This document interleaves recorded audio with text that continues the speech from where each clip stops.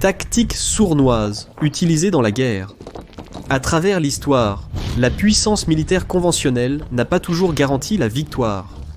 À l'ère moderne, même les superpuissances dotées de technologies avancées et d'un entraînement poussé font face à des défis uniques contre des ennemis non conventionnels.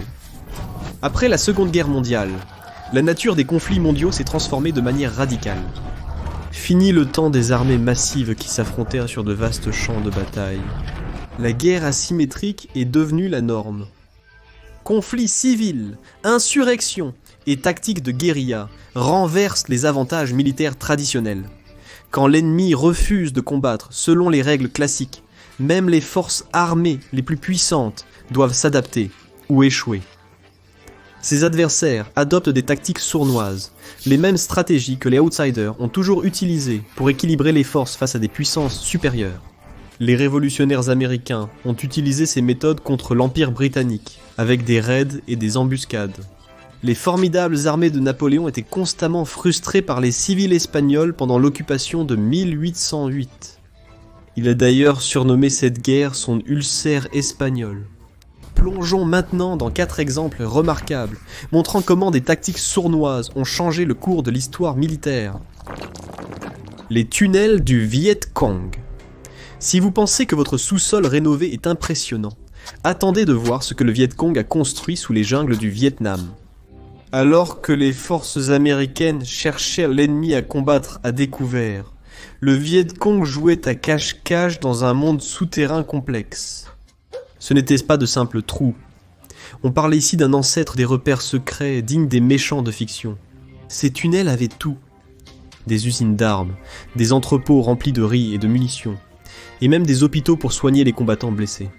Avec de multiples entrées et sorties, trouver et détruire ces réseaux souterrains revenait à essayer de boucher les trous d'une passoire avec les doigts.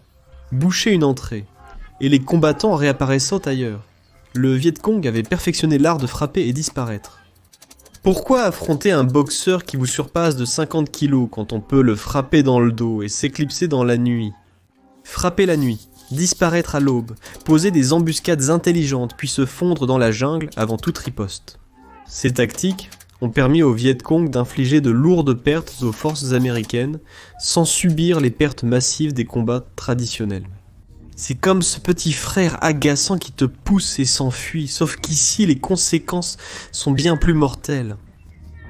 L'Afghanistan, cimetière des empires. Avançons rapidement jusqu'en août 2021. Le vétéran des Marines américains, Elliot Ackerman, regarde, horrifié, le retrait des dernières troupes américaines d'Afghanistan. Un retrait aussi gracieux qu'une girafe en patins à roulettes. Chaotique, mal exécuté, laissant derrière assez d'équipements militaires pour armer une petite armée. 20 ans de combat, balayés en moins d'1 an. Tandis que les talibans reprenaient le pays plus vite que vous ne pouvez dire, l'histoire se répète. Mais attendez, ce film on l'a déjà vu. En février 1989, après près de 10 ans de conflits sanglants, l'Union soviétique a retiré ses dernières troupes en traversant le pont de l'amitié. Malgré leur puissance de feu écrasante et plus de 100 000 soldats, les forces soviétiques ont été épuisées par les moudjahidines, qui utilisaient des tactiques de guérilla et une connaissance parfaite du terrain. Et un siècle plus tôt, l'Empire britannique, celui qui contrôlait un quart des terres émergées du globe, avait rencontré le même problème au même endroit. Malgré leurs armes supérieures et leur entraînement, l'expédition britannique en Afghanistan fut un désastre total. Les combattants afghans ont utilisé la plus vieille ruse du monde, connaître son terrain mieux que les envahisseurs. Ils se sont emparés des hauteurs et des cols de montagne, ont tiré avec leurs mousquets depuis des distances auxquelles les Britanniques ne pouvaient pas riposter efficacement. Puis, pouf, ils ont disparu par-dessus les collines et dans la campagne avant que les Britanniques aient le temps de dire « Tally-ho ». Tout soldat britannique à la traîne était éliminé, comme dans un film de zombies. Le harcèlement constant a fini par briser le moral britannique, culminant dans un massacre au col de Gandamak. Quand la fumée s'est dissipée, un seul homme, le docteur William Bryden, a survécu, accompagné de quelques prisonniers, capturés par les Afghans. 3 grandes puissances, 3 retraits, même histoire. L'Afghanistan a gagné sa réputation de cimetière des empires grâce à une véritable leçon de guerre de guérilla. Connaissance intime du terrain difficile, tactique de harcèlement et patience pour vaincre même les adversaires les plus avancés technologiquement. La leçon ? Même la plus puissante des machines de guerre peut être vaincue par des combattants qui refusent de suivre les règles classiques et qui connaissent chaque grotte, col et vallée de leur terre natale comme leur poche. La chute de Singapour, février 1942. Le Gibraltar de l'Est. La forteresse britannique supposée imprenable de Singapour, pierre angulaire de la puissance militaire britannique en Asie. Les Britanniques avaient construit d'énormes fortifications côtières pour se défendre contre une attaque navale, croyant ainsi être inattaquables. Il y avait juste un petit problème. Ils regardaient dans la mauvaise direction. Voici le lieutenant-général Tomoyuki Yamashita, qui gagnera plus tard le surnom de Tigre de Malaisie, grâce à cette campagne. Alors que les Britanniques s'attendaient à une attaque navale par le sud, Yamashita avait un autre plan. Ses forces ont dévalé la péninsule malaise, souvent à vélo, à travers des terrains jugés impraticables par les Britanniques. Les Japonais ont attaqué Singapour par le nord, le côté terrestre supposé sécurisé, largement négligé par les Britanniques. Les hommes de Yamashita ont capturé des réservoirs d'eau vitaux et infiltré les lignes défensives sous couvert de nuit, exploitant les failles exactes de la planification britannique. Ce qui s'est passé ensuite a stupéfié le monde. Bien qu'ils soient plus nombreux que les Japonais, les Britanniques ont capitulé à Singapour, le 15 février 1942. Plus de 85 000 soldats britanniques, indiens et australiens sont devenus prisonniers de guerre, dans ce que Winston Churchill a qualifié de pire désastre militaire de l'histoire britannique. Le plus incroyable ? Yamashita n'avait que 30 000 hommes. Il était en infériorité numérique de plus de 2 contre 1. Mais grâce à la ruse, à la surprise et à l'exploitation des angles morts ennemis, il a obtenu une victoire qui a brisé le mythe de la supériorité militaire européenne en Asie.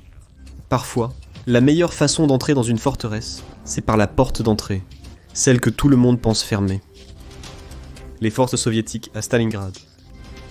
La Seconde Guerre mondiale a vu beaucoup de combats classiques, mais la victoire soviétique à Stalingrad montre que même les grandes puissances doivent parfois faire preuve de ruse pour gagner. Les soviétiques ont fait de la tromperie un art. De faux messages radio, des positions factices et de faux mouvements de troupes ont créé un stratagème militaire qui a laissé les Allemands dans l'incertitude quant à l'endroit d'où viendrait réellement l'attaque. En novembre 1942, les Soviétiques ont lancé l'opération Uranus, surprenant les Allemands en pleine période hivernale. L'attaque surprise a permis aux forces soviétiques d'encercler la 6e armée allemande à Stalingrad, inversant les rôles. Les chasseurs devenaient les proies. Dès 1941, les soviétiques avaient aussi adapté leur tactique pour contrer la blitzkrieg allemande, développant des brigades blindées renforcées et des armées de chars plus puissantes. Ces formations leur ont donné la puissance nécessaire pour affaiblir la machine de guerre allemande, jusque-là irrésistible. La combinaison de la tromperie et de l'innovation tactique a permis aux soviétiques de surpasser les Allemands à Stalingrad. Cette victoire fut le tournant du front de l'Est et a préparé la défaite finale de l'Allemagne nazie. Qui a dit qu'on ne pouvait pas apprendre de nouveaux tours à un vieil ours ? À travers l'histoire, les tactiques sournoises ont été le grand égalisateur, permettant à des forces plus petites de résister à des géants militaires. Qu'il s'agisse de tunnels au Vietnam, de cols de montagne en Afghanistan ou de tromperies opérationnelles à Stalingrad, ces approches ont prouvé leur efficacité à maintes reprises. L'armée des États-Unis, comme d'autres superpuissances avant elle, continue de s'adapter à ces défis. La formation moderne à la contre-insurrection et les nouvelles tactiques montrent que le Pentagone tire les leçons du passé. À mesure que la guerre évolue, la stratégie militaire doit suivre. Le jeu d'échecs entre forces conventionnelles et combattants de guérilla continue, chaque camp développant de nouvelles manœuvres et contre-manœuvres. Les tactiques sournoises feront toujours partie de l'ADN de la guerre, ce raccourci astucieux qui donne à David une chance face à Goliath. Et dans le monde complexe d'aujourd'hui, comprendre ces tactiques n'est pas qu'une théorie intéressante, c'est essentiel pour survivre.